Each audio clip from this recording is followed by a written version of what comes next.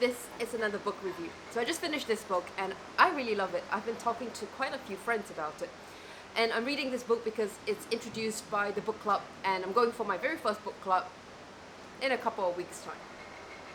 So this book is called The Correspondent by Virginia Evans. And when I read, it's a fiction book, and the thesis goes like, or the book structure goes like this, which is very interesting, honestly. So, this lady, she just enjoys writing letters and emails. She doesn't really like calls so much, and most of her life is just about writing letters. And she writes letters to anyone and everyone, and she creates a form of friendship that way. It's very interesting. And so the entire book, instead of telling you stories, it tells a story via the letter writing. So you read the letters and the replies of the people to craft or piece together the picture of this woman's life.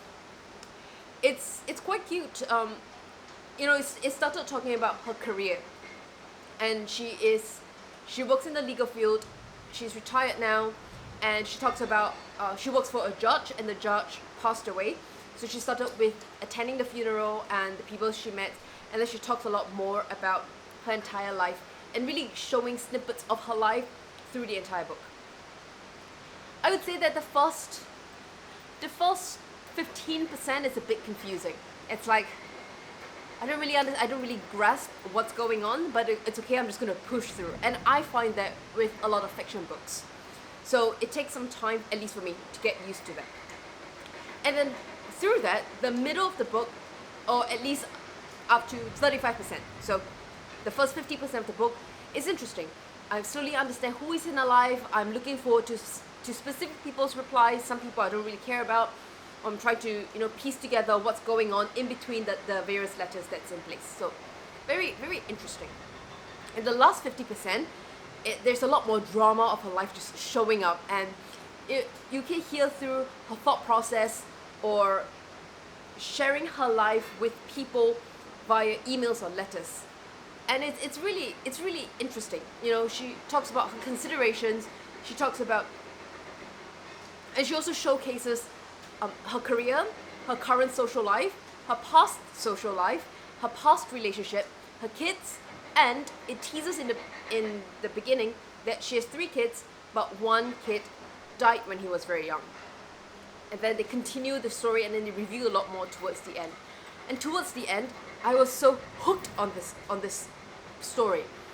I was constantly reading for, I think, the last 3 days. I just finished the last 50% of it. Beautiful book, beautiful writing, very interesting insights. Now, let's talk about some takeaways. The first immediate takeaway is that I find myself wanting to write a lot more letters or a lot more emails. In a world of fast communication with instant messaging, it's so easy to just send a text, call someone, call customer service, and you get the output. And it's so easy to have this very transactional relationship as you are inquiring about something, or you're inquiring about something from customer service, or you just catch up with a friend, and that interaction that transaction is the end. But through letter writing, you have a correspondence going on, right? That's the title of the book, Correspondence. You have a correspondence going on, and she writes to anyone and everyone. It could be famous people. It could be the son of a colleague she works with, and she almost becomes like a guardian to that kid because the father is just working too much. Or it could be the neighbor that she began to be friends with, or she learned to be friends with. And you get to build connections in so many ways. Or a customer service guide for one of these DNA tests she has. And you build this a more human connection in a fast-paced world like today. It really changed my perspective, where we're so used to ease and convenience, and everything becomes a quick transaction. But that's not life. When we were in small tribes, small villages, small communities. We get to know people.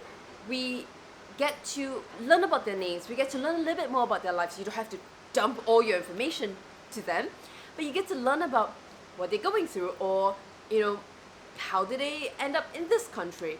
What are they working on? What happened to, or where, if they came from a different country, and are they going for a trip back to that country with the kids now?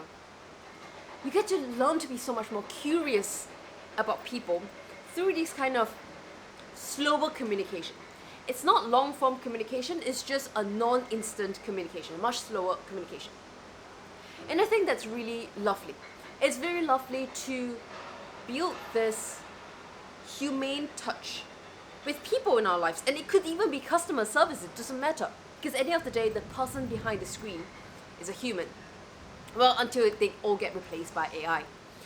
So I find that to be very heartwarming, and someone's simple, basic life, right? A simple, good, genuinely normal person. They have stories to tell. And these correspondents get to form a little bit of a story. No one might read it, like all these videos I'm making and all the documentations I'm making.